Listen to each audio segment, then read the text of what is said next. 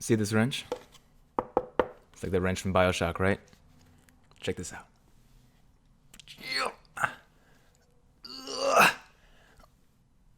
Ooh, nice. Let's get started. Are you still there? To delete this message, press 7. What are you talking about?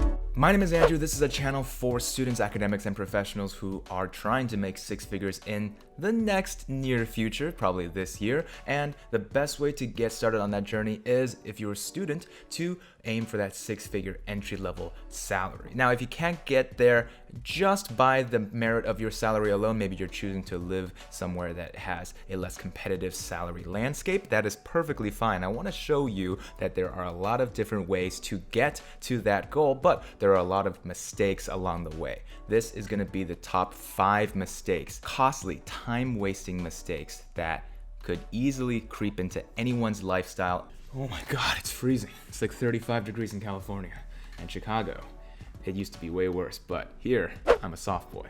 I wanted to say that if this was the video that you were looking for, please smash the like button and stay until the end. Subscribe if you haven't already yet, because there's so much interesting and helpful stuff coming up in the future. We are upping the production value, as you can see, and thank you for being you. Without further ado, let's get into it. Number 1, and this is probably going to be the most obvious, is making sure that you have the best choice in majors. Often comes as a surprise for people who want to enter software engineering that they had to choose something that was not necessarily software engineering as a major. This is a major that is offered at very few schools. Usually the major that is offered at these schools that is the most relevant is computer science. That said, a lot of people are trying to move into the software engineering and data science world with auxiliary majors that are sort of along the same path, like mechanical engineering, electrical engineering, and IT. This is all well and good, and a lot of people can make it into the industry without majoring in these specific majors. The rule of thumb is, does your major have engineering in it, and does it apply the scientific method to a couple of the elements of your work? If you can work in Python, SQL, and apply statistics in your major, all the better. The best case scenario that you can choose is probably somewhere on the lines of a computer science or statistics double major or major minor. You're probably thinking, that major combination, Andrew, that is going to tank my GPA, and I'm not going to have a lot of time to do anything else. Good point. That's why I would recommend to stay away from overexerting yourself. Understand how much you can actually afford to commit to your general education, whatever you are specializing in as your major, and open up your academic world to a lot of different things, including leadership, including community service, and finally, personal projects where you grind and showcase the abilities that you would be working on in an actual job, which leads us to the second deadly mistake: part-time jobs. Look at him. He's a good boy.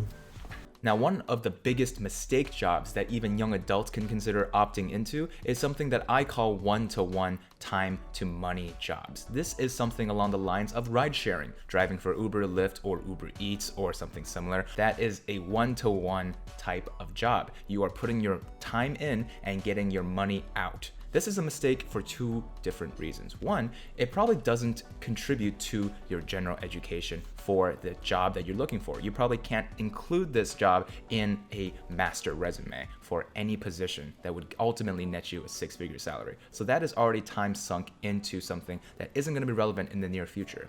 The second thing is that you are looking into a non-scalable way of creating income. This is not going to be passive income that is going to help you in the future. No one's going to target the employer giving you a check for your royalties or your passive income for advertisements or anything like that in the near future. There's no way to scale it beyond the time you've already put in. So this kind of deadly mistake can really eat into your productivity when you are trying to learn and become a student, and it can also deter you from longer investments into your passive income, which will ultimately hurt you in the long run.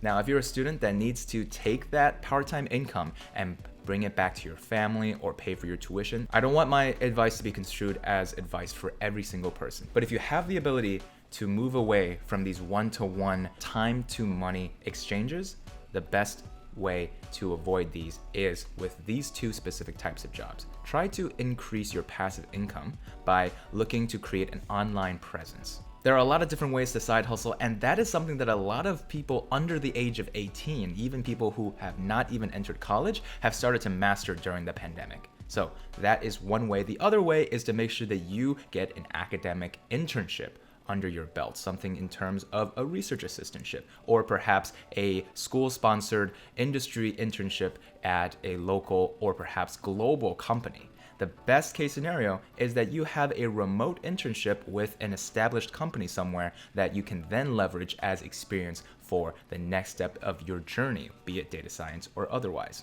And that leads us directly to the third big mistake that people make in college, which is not thinking about what should be going on their resume at each given year through their experience. You should have a really good understanding of what should be in your resume at the end of your college experience. 2 to 4 excellent experiences of either an internship or a part-time job that is relevant to your field. If you want to be a data scientist, this probably involves some sort of data EDA, or perhaps academic research into model building, or statistical inference of a particular business case question.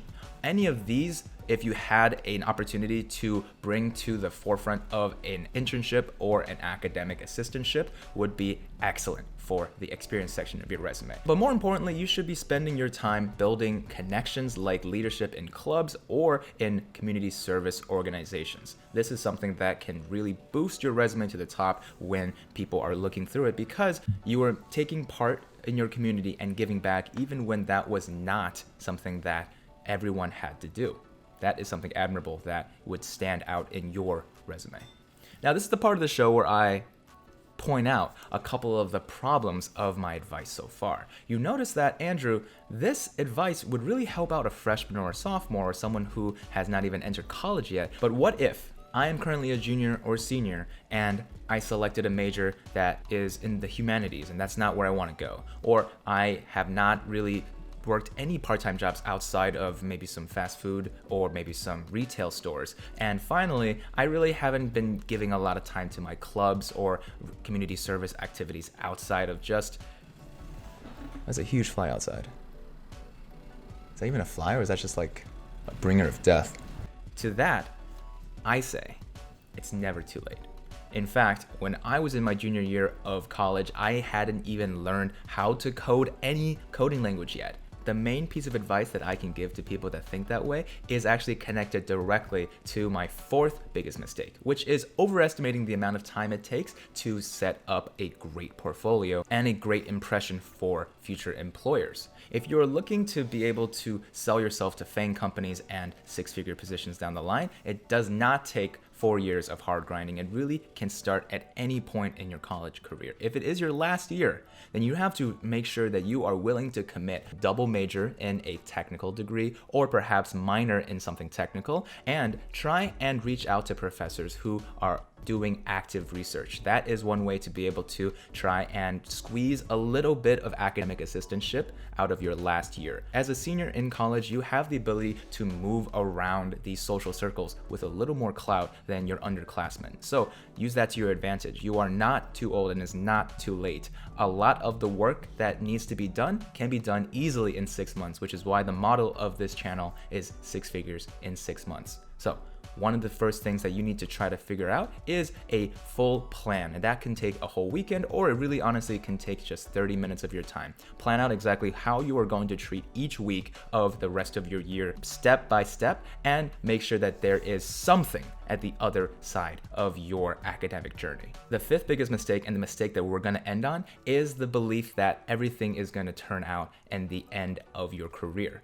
And this is something that honestly I had a high expectation and really overestimated myself on as well. I truly didn't know how scared I was until the end of my senior year, where I thought, God, do I have to go back and get more school, or am I ready to go out into the world? You are probably gonna feel unprepared. You're probably going to feel very similar to how you felt freshman year going into college and trying to navigate the social scenes and just not knowing if you know everything. The deficit of not knowing what you don't know is truly there for not only college grade students, but also for the young adults trying to bumble their way into adulthood. It is scary, but make sure that you don't make the mistake of thinking that your path is going to be set out for you today. if you have 6 months left, it's not too late to try to pivot. You don't have to do data science. This is not a channel advocating for you to do data science. It's just a channel that shows how you can try and leverage existing resources to get a 6-figure salary in the year 2020 and beyond. And that is something that I'm hoping to be able to impart on you. So if any part of this video made you laugh or made you realize something new, I would really appreciate a like for the YouTube algorithm, a subscribe if you haven't done already, and checking out a couple of the links down below, because it is just a couple of ways that I'm hoping to give back to the community. Some free money on Robinhood, 3 free stocks on Webull, and 2 free audiobooks on Audible, which is the sponsor of today's show. If you want to go to Audible and check out a book, I really recommend Ready Player One. That's one of the first books that I listened to on audiobook, and the experience of listening to an audiobook and then watching the actual movie really shows the authorial intent in creating these stories and how they end up on the big screen. So enough about that. I appreciate you guys being here. I'll catch you guys next time. I want to show you guys something special, a list of my patrons that have supported me really recently. I have honestly only started to get to know these people, and if you want to join them, please check out the description below. And the patron of the week is Nathan Cardos. He has bought the highest tier on Patreon, which is the My Boss tier. If you want to also be my boss and join Nathan in one-on-one conversations, then please check out the Patreon, check out a lot of different other tiers such as the $4 tier, and as always, I'll catch you guys next time. Peace.